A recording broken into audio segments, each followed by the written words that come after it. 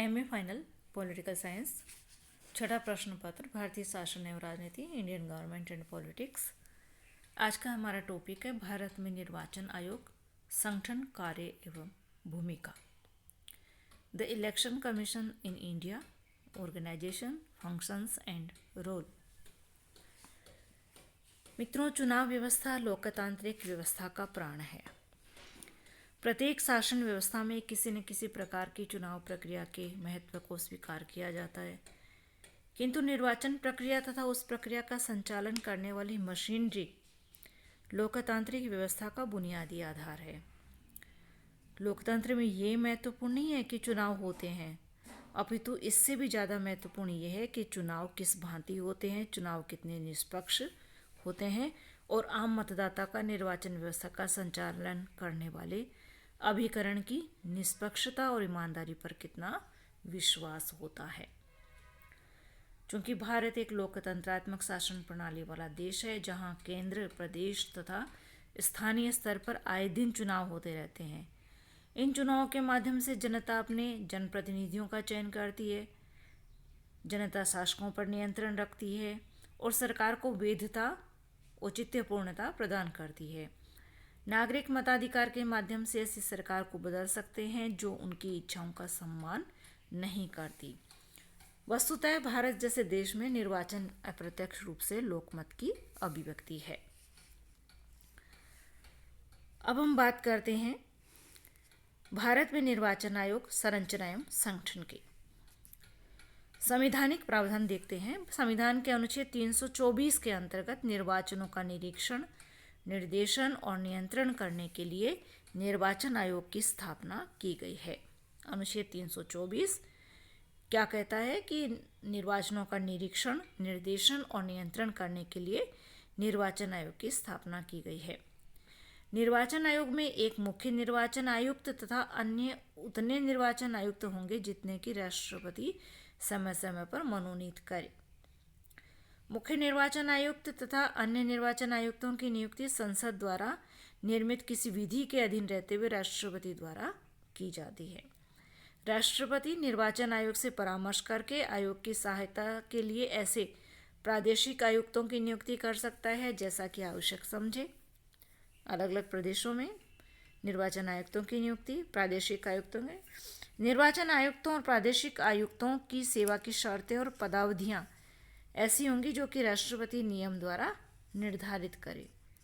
मुख्य निर्वाचन आयुक्त अपने पद से उन्हीं कारणों पर और उन्हीं रीतियों से हटाया जाएगा जिन कारणों और रीति से सर्वोच्च न्यायालय का न्यायाधीश हटाया जा सकता है, यानी महाभियोग की प्रक्रिया के द्वारा ही इसे भी समय से पूर्व हटाया जा सकता है। अर्थात सिद्ध कदाचार या असमर्थता के आधार पर राष्ट्रपति के आदेश द्वारा मुख्य निर्वाचन आयुक्त को अपने पद से हटाया जा सकता है। सिद्ध कदाचार यानी महाभियोग, जो आरोप सिद्ध हो जाए, महाभियोग यदि पारित हो जाए, सिद्ध हो जाए दोनों सदनों के द्वारा, संसद के द्वारा, इस प्रकार के महाभियोग की कार्यावधि निश्चित करने का अधिकार संसद को प्राप्त है। कार्यविधि चाहे जो भी हो, लेकिन संसद के दोनों सदनों को अलग अलग अपने कुल सदस्यों की संख्या के बहुमत और उपस्थित मतदान में भाग लेने वाले सदस्यों के 2/3 मत से प्रस्ताव पारित करना होगा और ये प्रस्ताव राष्ट्रपति को भेजा जाएगा। उसके बाद राष्ट्रपति मुख्य निर्वाचन आयुक्त की पदच्युति का, पद से हटने का आदेश जारी करेगा। व्यवहारिक स्थिति यदि हम देखें तो सन 1951 में पहली बार संविधान के अंतर्गत निर्वाचन आयोग का गठन किया गया, 1951 में, और तब से निर्वाचन आयोग एक सदस्यीय आयोग के रूप में कार्य करता रहा। 1952 में आम चुनावों के संचालन हेतु 2 प्रादेशिक आयुक्तों की नियुक्ति की गई। 1956 में प्रादेशिक निर्वाचन आयुक्तों के स्थान पर उप निर्वाचन आयुक्त के पद सृजित किए गए। 1957, 1962, 1967 के निर्वाचनों का संचालन करने हेतु 2 उप निर्वाचन आयुक्तों की नियुक्ति की गई। 1969 के मध्यावधि चुनावों के समय मुख्य निर्वाचन आयुक्त को सहायता देने के लिए केवल एक ही उप निर्वाचन आयुक्त था। तो इस तरह से अलग अलग समय पर अलग अलग नियुक्तियां की गई।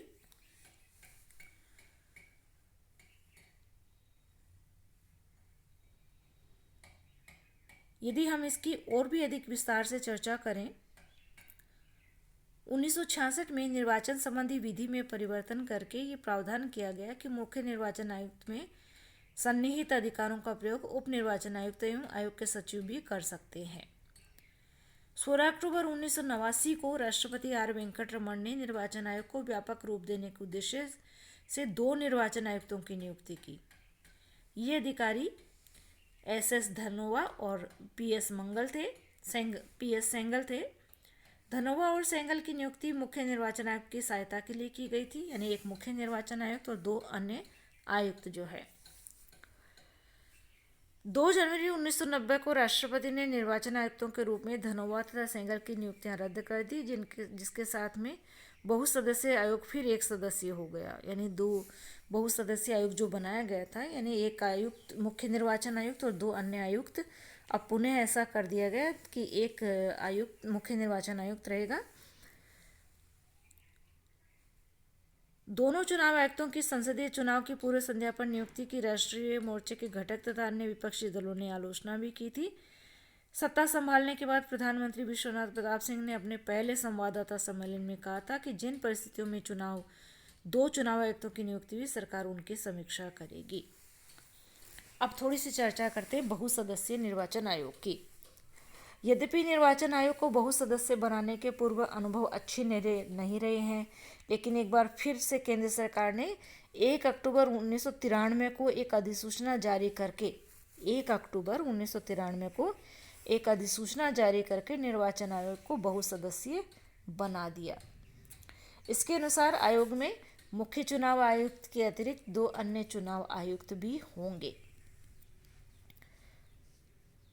बाद में एक अधिसूचना के माध्यम से एम.एस. गिल और जी.वी.जी. कृष्णमूर्ति की नियुक्ति चुनाव आयुक्त के रूप में की गई।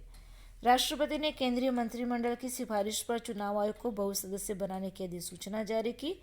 इस अधिसूचना के माध्यम से मुख्य निर्वाचन आयुक्त एवं अन्य निर्वाचन आयुक्त सेवा शर्त अधिनियम 1991 में संशोधन किया गया। इस संशोधन के उपरांत वेतन एवं अन्य सेवा शर्तों के अतिरिक्त अन्य निर्वाचन आयुक्त, मुख्य चुनाव आयुक्त तथा सर्वोच्च न्यायालय के न्यायाधीशों के समकक्ष हो गए। अध्यादेश में मुख्य चुनाव आयुक्त तथा अन्य चुनाव आयुक्तों के बीच कार्य विभाजन को भी परिभाषित किया गया। केवल पदनाम को छोड़कर शेष सभी क्षेत्रों में मुख्य चुनाव आयुक्त तथा अन्य 2 चुनाव आयुक्तों के मध्य कोई अंतर नहीं रह गया। निर्णय अब एक मत से लिए जा सकते हैं या चुनाव आयोग से संबंधित कार्य मुख्य चुनाव आयुक्त और अन्य चुनाव आयुक्त आपस में विभाजित कर सकते हैं। और यदि मुख्य चुनाव आयुक्त और अन्य चुनाव आयुक्तों में किसी मामले पर मतभेद हो जाता है तो बहुमत का निर्णय मान्य होगा। यानी 3 सदस्य हैं तो फिर जो 2 या तो तीनों ही किसी बात में सहमत हो या असहमत हो, और यदि ऐसा नहीं है तो फिर 2-1 से निर्णय लिया जाएगा। इनका कार्यकाल जो है 6 वर्षों के लिए अथवा 65 वर्ष की आयु जो भी पहले खत्म हो उसके लिए किया जाता है। इनकी नियुक्ति जो है वो या तो 6 वर्ष या 65 वर्ष की उम्र जो भी पहले हो। मान लो उम्र 65 की नहीं हुई लेकिन 6 वर्ष हो गए तो रिटायर होना पड़ेगा, और मान लीजिए अभी 6 साल नहीं हुए हैं नियुक्ति को, फिर भी 65 वर्ष की उम्र हो जाती है तो रिटायरमेंट लेना होगा और रिटायर होना होगा। मुख्य निर्वाचन आयुक्त को कार्यकाल समाप्त होने से पूर्व राष्ट्रपति द्वारा हटाया जा सकता है, पर इसके लिए संसद के दोनों सदनों के विशेष बहुमत की आवश्यकता से पारित एक प्रतिवेदन राष्ट्रपति को भेजना होगा।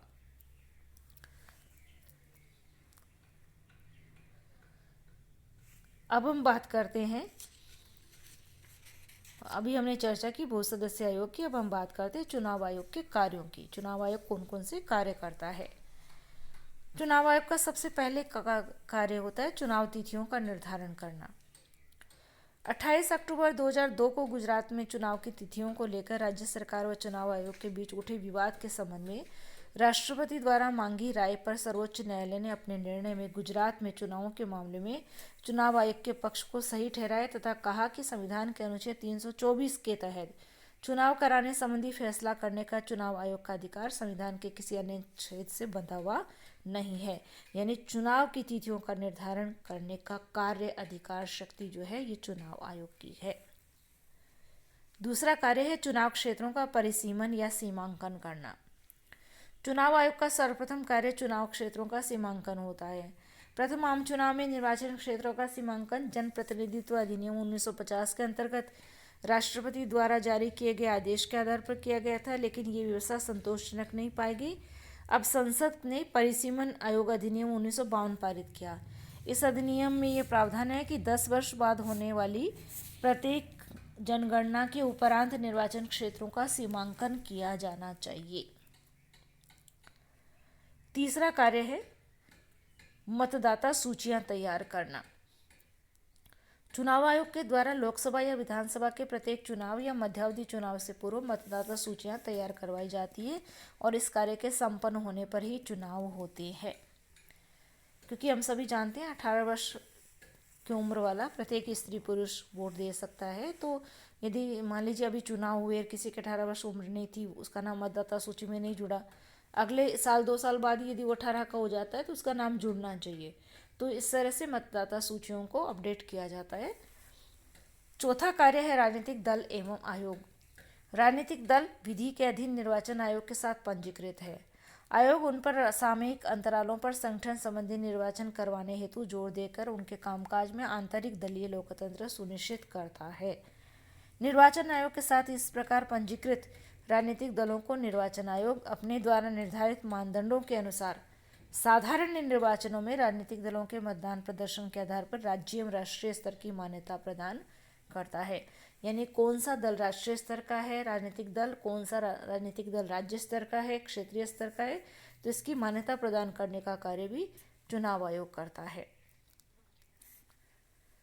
निर्वाचन आयोग राजनीतिक दलों की सहमति से तैयार की गई आदर्श आचार संहिता का उनके द्वारा कड़ाई से अनुपालन करवाकर निर्वाचन मैदान में राजनीतिक दलों के लिए समान अवसर सुनिश्चित करता है। यानी जब भी चुनाव होते हैं तो एक आचार संहिता घोषित की जाती है निर्वाचन आयोग, चुनाव आयोग के द्वारा, तो उसका पालन राजनीतिक दलों को करना होता है। पांचवा कार्य है परामर्शी अधिकार क्षेत्र एवं अर्ध न्यायिक कार्य। संविधान के अधीन आयोग के पास संसद एवं राज्य विधानमंडलों के आसीन सदस्यों की निर्वाचन निर्हरता के मामले में परामर्शी अधिकार है।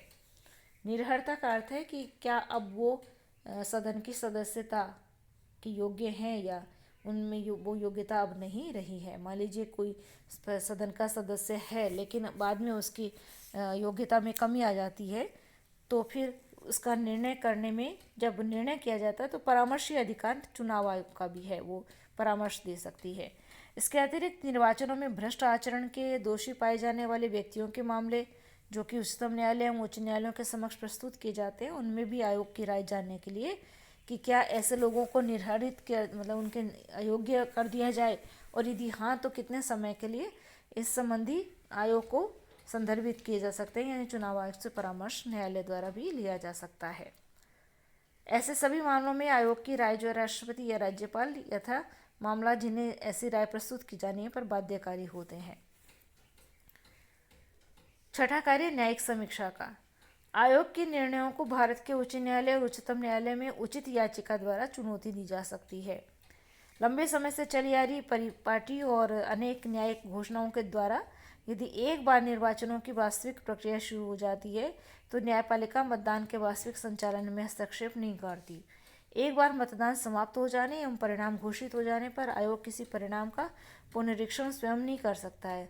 संसदीय एवं राज्य विधानमंडलों के निर्वाचनों के संबंध में इसका पुनरीक्षण केवल निर्वाचन याचिका की प्रक्रिया के माध्यम से किया जा सकता है, जो कि उच्च न्यायालय के समक्ष रखी जाती है। सातवां है मीडिया नीति। मीडिया के संबंध में आयोग की व्यापक नीति है। निर्वाचन अवधि के दौरान अन्य अवसरों पर, जैसे कि आवश्यकता विशिष्ट अवसरों पर, लघु अंतरालों पर प्रिंट एवं इलेक्ट्रॉनिक मास मीडिया के लिए ये नियमित ब्रीफिंग आयोजित करता है ताकि इनको बताया जाए कि देश में चुनाव आयोग क्या कर रहा है, उसकी क्या क्या तैयारियां हैं। तो मीडिया के प्रतिनिधियों को मतदान एवं मतगणना के वास्तविक संचालन पर रिपोर्ट बनाने के लिए सुविधाएं उपलब्ध कराई जाती है। उन्हें आयोग द्वारा जारी प्राधिकार पत्रों के आधार पर मतदान केंद्रों एवं गणना केंद्रों में जाने की अनुमति भी दी जाती है। तो इसमें राष्ट्रीय एवं अंतर्राष्ट्रीय मीडिया दोनों के सदस्य शामिल होते हैं। इसी तरह से आयोग ने मतदाताओं की जागरूकता के लिए भी राज्य के स्वामित्व वाले मीडिया, दूरदर्शन एवं आकाशवाणी के सहयोग से बड़ा प्रचार अभियान चलाया है। उसमें बताया जाता है कि किस तरह से मतदान करना है। 8वां कार्य मतदाता शिक्षा का है। लोकतांत्रिक एवं निर्वाचन प्रक्रियाओं में मतदाता सहभागिता किसी भी लोकतंत्र की सफलता के लिए बहुत महत्वपूर्ण होती है। तो लोकतांत्रिक निर्वाचनों का पूर्ण आधार यही है और इस तथ्य को पहचानते हुए निर्वाचन आयोग ने वर्ष 2009 में निर्वाचन प्रबंधन के अभिन्न अंग के रूप में मतदाता शिक्षा और निर्वाचन सहभागिता को औपचारिक रूप से अपनाया है। अब समय समय पर चुनावों से पहले मतदाताओं को मतदाता की शिक्षा दी जाती है कि कैसे चुनाव में उसे मताधिकार का प्रयोग करना है। अगला कार्य है अंतर्राष्ट्रीय सहयोग। भारत लोकतंत्र और निर्वाचन सहायता हेतु अंतर्राष्ट्रीय संस्थान IDEA स्टॉकहोम स्वीडन का एक संस्थापक सदस्य है। यानी एक अंतर्राष्ट्रीय संस्थान बना हुआ है जो लोकतंत्र और निर्वाचन सहायता हेतु बनाया गया है, जो जिसका की कार्यालय स्टॉकहोम स्वीडन में है। तो भारत भी उसका एक संस्थापक सदस्य है। हाल ही में आयोग ने निर्वाचन प्रबंधन एवं प्रशासन, निर्वाचक विधियां एवं सुधार के क्षेत्र में अपने अनुभव एवं विशेष जानकारी को साझा करने के लिए अंतर्राष्ट्रीय संबंधों को बढ़ाया है। तो इस तरह से विभिन्न देशों जैसे कि रूस, श्रीलंका, नेपाल, इंडोनेशिया, दक्षिण Africa, Bangladesh, Thailand, Nigeria, Namibia, Bhutan, Australia, संयुक्त राज्य अमेरिका और अफगानिस्तान आदि के राष्ट्रीय निर्वाचन निकायों के निर्वाचन अधिकारी और अन्य शिष्टमंडल भारतीय निर्वाचन प्रक्रिया को बेहतर रूप से समझने के लिए आयोग का दौरा कर चुके हैं। तो इस तरह से हमारी निर्वाचन पद्धति को समझने के लिए, हमारे निर्वाचन आयोग के कार्यों को देखने के लिए इन देशों के जो प्रतिनिधि है वो भारत में आ चुके हैं और देख चुके हैं। इस तरह से ये निर्वाचन आयोग के या चुनाव आयोग के कार्य हैं, जिनको एक बार पुनः मैं बता दूं। चुनाव आयोग का पहला कार्य है चुनाव तिथियों का निर्धारण करना, फिर चुनाव क्षेत्रों का परिसीमन या सीमांकन करना, यानी कौन सा निर्वाचन क्षेत्र कितना बड़ा होगा भौगोलिक रूप से, मतदाता सूचियां तैयार करना, राजनीतिक दल एवं आयोग का कार्य भी है, परामर्शी अधिकार क्षेत्र भी है, अर्धन्यायिक कार्य भी राजनीतिक चुनाव आयोग करता है, न्यायिक समीक्षा का कार्य भी करता है, मीडिया नीति भी संचालित करता है और मतदाता शिक्षा भी देता है और अंतर्राष्ट्रीय सहयोग भी करता है। तो इस तरह से हमारा जो निर्वाचन आयोग है अनुच्छेद 324 के अनुसार जो कार्य करता है वो बहुत सारे कार्य करता है और बहुत ही महत्वपूर्ण है और बहु सदस्य हमारा निर्वाचन आयोग है। आज के लिए इतना ही, धन्यवाद।